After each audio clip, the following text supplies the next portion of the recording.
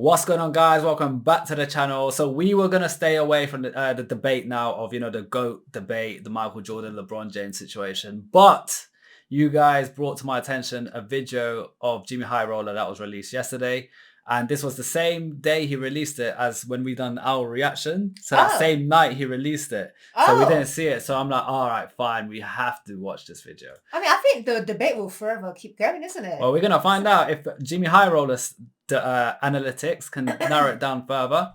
Before we get into it, guys, smash that subscribe button because we are still climbing. Yes, guys, come on, let's check this out. Ranking NBA players is useless, but it's also really fun. Every NBA fan at some point has created their own ranking. It's like our official pastime at this point. And with the game as data-driven and awards and accomplishments as absolute as the NBA has, you'd think ranking players would be a fairly simple task. But despite the countless efforts to make a flawless, coherent all-time ranking of NBA players, no one can seem to get it quite right. Some players ranked too high, others too low, some not even ranked at all. Make any of these mistakes and your ranking will immediately get dismissed. The latest attempt of this fleeting endeavor came last week from Bleacher Report when they released their top 100 NBA players ever list. A ranking that seemed relatively good, but was met with an onslaught of criticism. Like everyone else that made an attempt before them, this list was not accurate. Not good enough. Why is it so difficult to make an all-time ranking that we can all agree on? I mean, we all have our own opinion. That's the problem. It's so subjective to the point where it's close to impossible to everyone to agree on it. Own personal bias. Is it even possible to make such a list? And if we could, how would we even create it?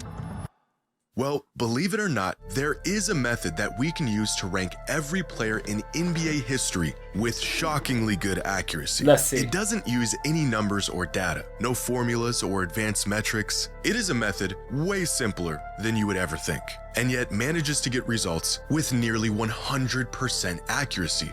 Even crazier, we actually use this method all the time.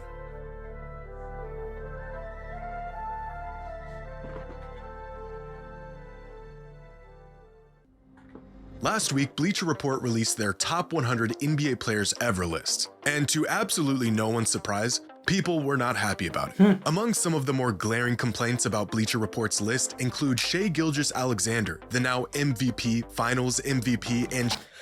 He won the MVP. Do you remember we done the video about him and Nikola? He won it. Fair enough. Fair play. Champion not even making the list. Jason Tatum landing at 93. Guys, you already got onto me about this, but I don't rate Jason Tatum that much. But 93 he should be higher than 93 in my opinion. He should be in at least top 40, not 93. That's wild. Stockton ranked ahead of players like Chris Paul and Kawhi Leonard, and of course Kobe Bryant falling outside of the top 10. Despite polling their staff of NBA experts, so he was 11th. That was something else. He said 11 out of 100. Look, forget that. It's this. Oh, okay. Falling outside of the top 10. Despite polling their staff of NBA experts, writers, and editors, the results of this comprehensive ranking only left people confused and annoyed. Ranking players should not be this difficult, and yet it is. But to understand why it's so difficult, we first need to understand why every ranking, no matter how thought out it is, how logical the criteria is, how much data was used, always falls short.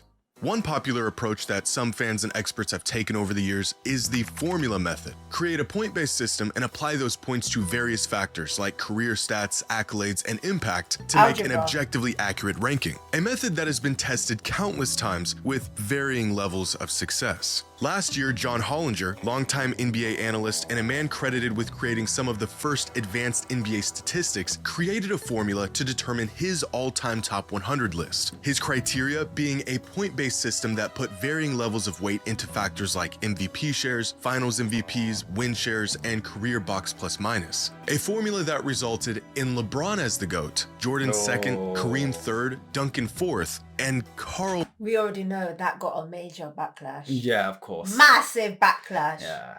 Not saying if we agree or disagree with it, but that we know whoever made that the guy. Yeah. Yeah. Probably got Malone. death threats. Yeah. 5th all time. This list also features Harden at 13, Hakeem at 19, Steph all the way down at 27, Oh. and Isaiah Thomas at 65.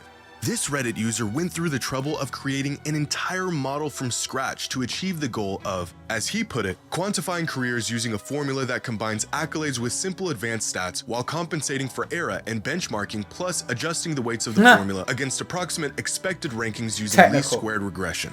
In other words, he used a whole lot of stats and accolades, made some applicable adjustments, and put together an all-time top 100 ranking.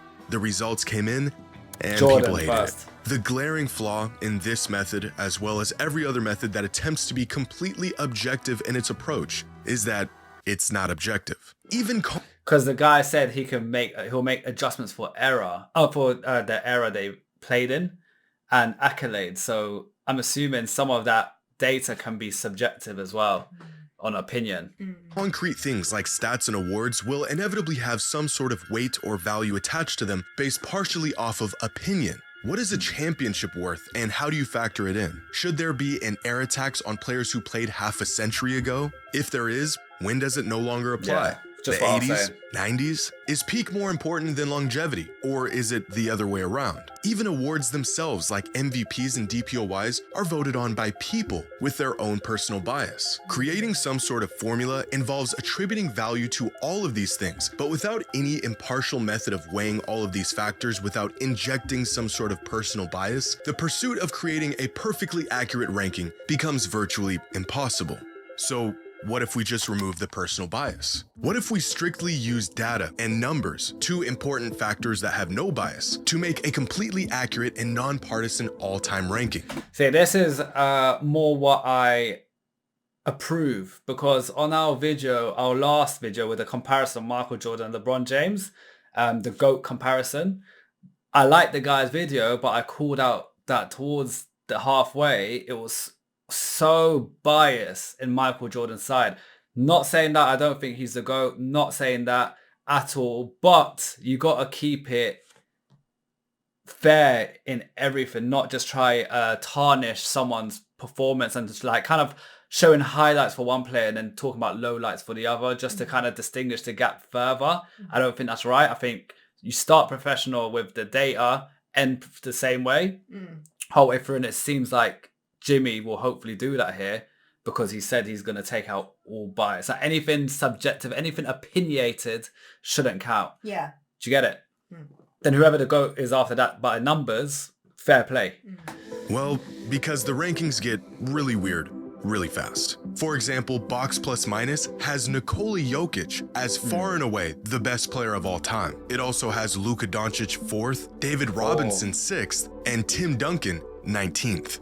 But in the right hands and with enough data, and when used in conjunction with one another, a purely data-driven approach could lead us in the right direction. And this is what Ben Taylor of Thinking Basketball did back in 2017 when he created his top 40 list. As Ben says when describing his methodology, I won't attempt to balance Kobe's championships with Shaq, nor do I care about accolades like all-star teams or the number of Hall of Fame teammates someone played with. I also don't care about how many rings a player won. The very thing I'm trying to tease out is who provided the most lift. Instead of trying to assign value to things like rings and MVPs, Ben's list ranks players based on who provided the largest increase in the odds of a team winning a championship over the course of their career. Ben's specific method and reasoning is probably the best out there when it comes to seeking an objective ranking, using the best advanced metrics available and using them logically to find the most accurate conclusion. The results of this experiment were eventually updated in 2022 and are generally accepted as a really solid list without the outliers or massive holes that Jordan other lists though, have. that's wild. The only problem is,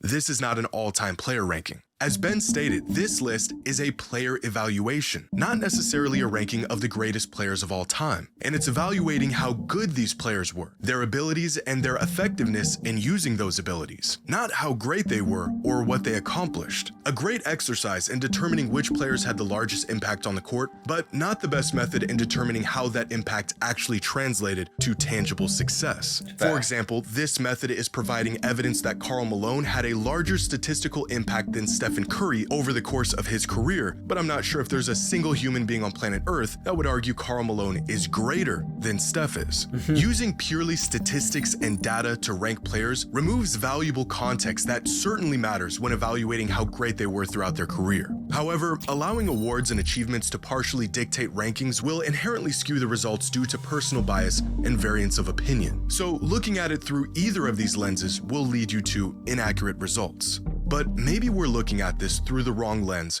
altogether. We as fans are going to be biased. It's the very nature of being a fan. My team's great and they can do no wrong. And I feel like that's something that works for us because we can't be biased. Because one, we didn't grow up on NBA. We haven't been raised in a state where we support that state's team. We have no bias. We just come into the sport. We like certain players. We respect certain players. We compliment players, but we will never be biased to a player because they mean nothing to us in the sense that we don't have a team that we don't support Golden State and Curry's our top guy. So that's why our reactions work so well. When we give our opinion, they might not. What we've seen. It might not be it might not be the right answer, but it minimizes all bias and it's just what our eyes see exclusively. Well said, honey. If we need to factor everything in, but we cannot do that without inserting some sort of bias, what if instead of trying to remove all bias from the equation, we factor this bias into the equation by asking fans what it is they value most when ranking players? Good question. If the accuracy of the rankings is determined by the fans, then so should the criteria. Well, that's exactly what this Reddit user did. Back in 2020, an NBA fan on Reddit took it upon himself to survey other NBA fans, 662 of them to be exact, on not just what's important to them in terms of greatness, but even what kind of fan they are. Among some of the questions asked were, how long have you been watching the NBA for? The most popular answer was 6 to 9 years. On a scale of 1 to 10, how big of a fan of the NBA are you? Over 80% of the results being at least an 8 out of 10. But here's where things get interesting. One of the questions asked was, what do you think is more important in a player's career? Team success or individual success? 52% of voters said team success and 48% said individual success. Almost an even 50-50 split between NBA fans. What would you vote on that? What's more important in a player's career? I think it's a balance of both. But what would you vote on that? You can't say both. I don't know. I would vote individual success. Yeah. Personally, because it's a player's career. It's not a team's career. So to me, I think individual success, what you've done for your team and how you brought your team up, like when we saw Nikola with the Nuggets. His individual success is what brought the team up. So it does kind of fall hand in hand, but I think individual success is more important for a player's career. But then the same thing applies to LeBron as well, because he literally carries the team. But then it's like... Not Lakers, guys, because I know a lot of you, when we say that, you say, oh, but he's playing for an all-star team now. We've been reacting to LeBron. What was his team? Slipped my head. The team before Lakers, guys, you know who we're talking about. Cleveland, that's it. So he's been playing for Cleveland so many years. He carried the hell out of Cleveland. From what we saw, it wasn't even a debate. So Lakers, he might not be carrying. I've not really watched his Lakers game or highlights, but he carried the hell out of Cleveland. Yeah, so these players, even Luka, they get questioned. Yeah, they're amazing players, but why they're not winning a championship? The videos that we saw at the time anyway. So like I said, it goes hand in hand. You have to be an individual great player, but you have to be able to support your team as well. It will automatically contribute to the team as well, to some level. In response to a very important question with two very different answers. Even more revealing, voters were asked, what are the top 3 most important measures when evaluating who the greatest of all time is? The number 1 answer, career stats, followed by number of championships, number of regular season MVPs, total win shares, and career advanced statistics. The near 50-50 split between the importance of team success versus individual success visible in the almost even voting split between career stats and number of championships. One person can make their rankings based on how good a player was, meanwhile another person could make their rankings based on how much success a player had. two completely different criterias. Yeah. So how exactly can we make a player ranking that is agreed upon if we can't even agree on what actually matters, or at least what matters That's most? why it's hard. No matter what approach you take, no matter how much personal bias or opinion you try to take out of it, the results will always end up skewed in some sort of direction. There's just too many factors, difference in opinion, difference in what matters most from fan to fan. But there is one way, one method that has been proven to be the best way to get to an accurate conclusion about things otherwise not agreed upon. What is this scientific? I feel like I'm watching Stranger Things right now. Yeah, he's very good at that. Immersive.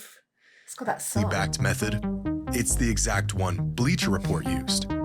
Ask people, have you ever seen the show Who Wants to Be a Millionaire? Yep. Let's play Who Wants to Be a Millionaire right now. I actually love this show. It was a game I show once where got that contestants show. would answer a series of multiple choice You would not questions, win with with me. each correct No. answer winning them more money and progressively getting more difficult until the eventual $1 million question. Now, this game show would feature one sole contestant at a time who had to answer these questions by themselves. They won it. However, each contestant was granted what were called lifelines, tools the contestant could use to help them answer difficult questions. These 3 lifelines were 50-50, eliminate 2 of the 4 options in a multiple choice question, leaving the contestant with a 50% chance of getting the right answer. Phone a friend, where the contestant could call a friend live on the show for help. And the third one was Imagine your friend Ask says, the "I don't Audience," know. where each Mate, if I'm going on Who Wants to Be a Millionaire, I'm telling my friend, I'm saying, you're my friend, Tom Calling. You're sitting with a laptop ready. Yeah? Google is your best friend. You need to know the goddamn Yeah, answer. imagine. But sometimes they don't Imagine answer. if it's in the toilet, they don't have access. There's been times where they called and the friend don't answer. And they just wasted a lifeline. He's like, bro, I don't know, man. Bro, I had my stomach just called me Bro, and I had to I'm run to the toilet. member of the audience would vote on what they thought was the correct answer to any I given remember question. this. All of These these are good lifelines lifelines. were valuable, but one of them in particular resulted in the correct answer far more than the others. The 50-50 lifeline, as the name suggests, got contestants to the correct answer about 50% of the time. Phoning a friend resulted in contestants getting the correct answer 66% of the time. But asking the audience resulted in the correct answer 92% of the hell? time. By Goodness. far, the most accurate method of coming to the correct answer for any question in the show's history. And this is a demonstration of a concept known as the wisdom of the crowd, an idea that refers to the collective judgment of a group of people often being more accurate than the judgment of any single individual, even an expert. And it is an incredibly accurate method of arriving on the correct answer to any logical question. In 2011, the BBC network put this concept to the test by filling a jar with jelly beans and asking 160 contestants how many jelly beans they thought were in the jar. The answers were absolutely insane, ranging from 500 to 50,000. And yet somehow their collective average was unbelievably close to the actual number. Oh, wow. After conducting their experiment, it was revealed that there were exactly 4,510 jelly beans in the jar. The average guess among all 160 participants, 4,515. Despite their variance in answers, on average, the participants were able to get within 99.9% of the correct answer. By aggregating the opinions or estimates of many individuals, the errors and biases of individual judgment tend to cancel each other out, leading to a collective result that is closer to the truth. That's and mad. in possibly the most roundabout way I could conjure up, I think this same exact concept can be applied to ranking NBA players on an all-time list. Regardless of what the individuals value most and our own personal bias, if you ask enough people, chances are you'll more than likely end up at an accurate result. Better than strictly using stat-based metrics, better than the eye test or a combination of multiple factors. Simply asking people who the greatest players of all time are will show you exactly who the greatest players of all time are. And evidence of this can be found within the results of Bleacher Report's ranking. Someone ranked Kobe Bryant 18th all time. Their personal top 100 ranking is probably a little wacky. But this vote inadvertently balances out someone else who voted Kobe 4th all-time. Same goes for every single player on this list. Someone had Jokic 12th all-time, another voter had him 28th, and everyone else had him somewhere in between. The range of votes for Charles Barkley are probably the largest of any player on this list, with one vote for him as the 18th greatest player and another 74. with him as the That person did not like him. Yeah, or just didn't rate his Yeah. movement. 74th greatest player. With individual rankings like this, you'd think the final result would be a mess, and yet Barkley ended up being ranked 25th all-time, right about where he should be. Can we make a completely accurate ranking of the greatest NBA players ever? Well, we can get really close. In terms of how we would create it and what it would look like, you're looking at it. This isn't a matter of opinion, it is a statistical principle. As Bleacher Report put it when describing their methodology, it's an impossible task, especially when confronted with the reality of comparing players from different eras. Stats help, but calculators won't Yeah, ever that's the figure all problem. this out. It's the errors. But asking enough people just might. So basically, the answer is the Bleacher Report was, in his eyes, accurate. Is it with that? You know, the Bleacher Report that done all the data, for Jimmy, he's saying that was the best way of doing it. That's what I said from the beginning, though. I said all these players are playing in different eras. For example, LeBron James is playing in this era. Michael Jordan was playing in the previous era. Can't compare it. Like, But then his way of getting the answer was ask enough people. yeah, So he's saying the Bleacher Report, the way they done it, even though it had a lot of it people wasn't fair. pissed, based on that method with the jelly beans, when you apply it to the NBA, that was the answers. So don't be mad at it, is what he's trying to say. Guys, comment below what you think. Do you think the Bleacher Report had it right or wrong? Comment below. I would love Take to it out know. in the comment section, guys. And for now, peace out. Bye.